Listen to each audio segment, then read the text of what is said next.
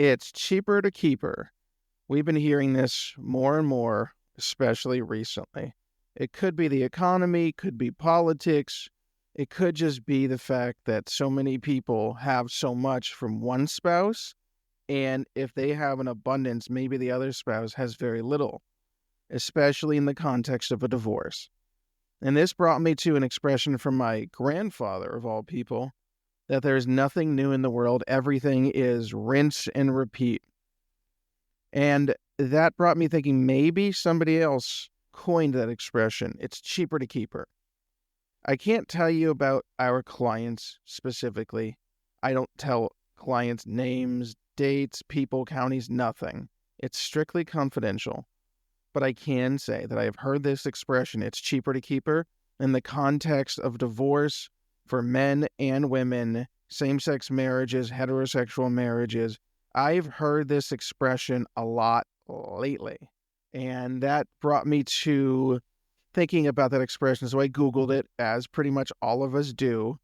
And in my Googling, here's what I found. Apparently there is a gentleman, and it's in black and white for the footage, so I assume this is an ancient song. But again, going back to there's nothing new in the world expression, I found that there's an actual song, and here are the lyrics. Bear with me. I have to look upward a little bit, so I'm not rolling my eyes. I promise. For those of you that are watching, if you're tied up, you better stay tied up, because it's cheaper to keep her.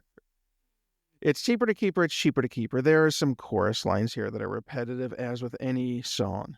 When your little girl make you mad, and you get an attitude, and pack your bags. 5 little children you're leaving behind. Son, you're going to pay some alimony or do some time. Isn't that the truth? That's why it's cheaper to keep her. Help me say it, y'all.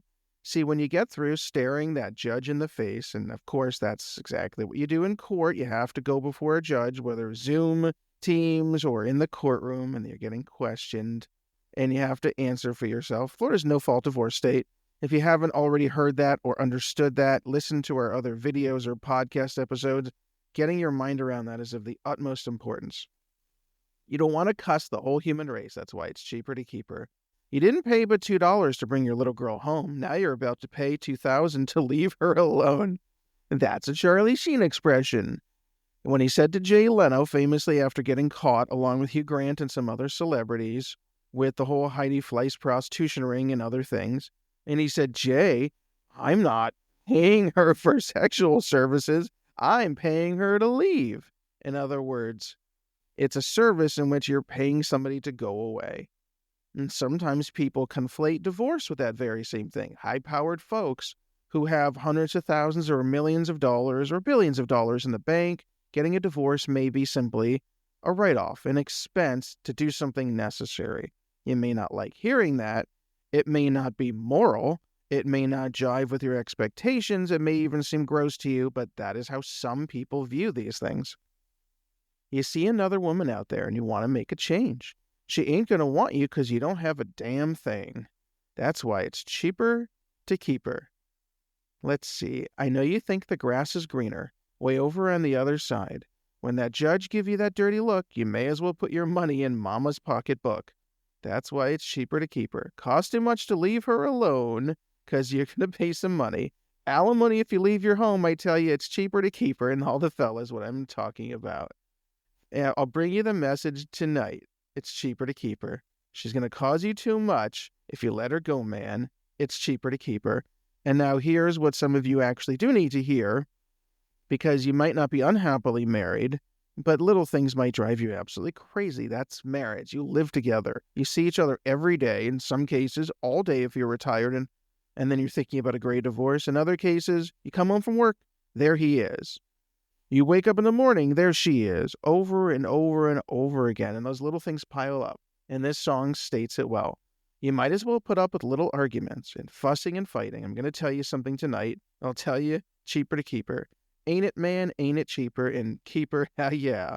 By the time you get through looking the judge in the face, you'll be lucky if you even have a place. So let's go back to it. Divorce means you're involved in a partnership, which is the marriage. You're ending it like you would a business partnership. And in doing so, when you end something, you inherently have to divide it. And this is a dissolution, just like a partnership is a dissolution. The presumption and the expectation is 50-50.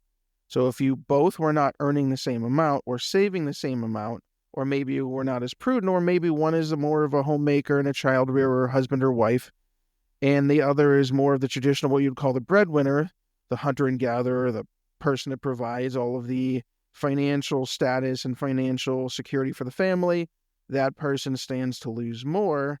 And the question is, would you really make a decision? Is it callous to stay with somebody because of the financial aspect of it?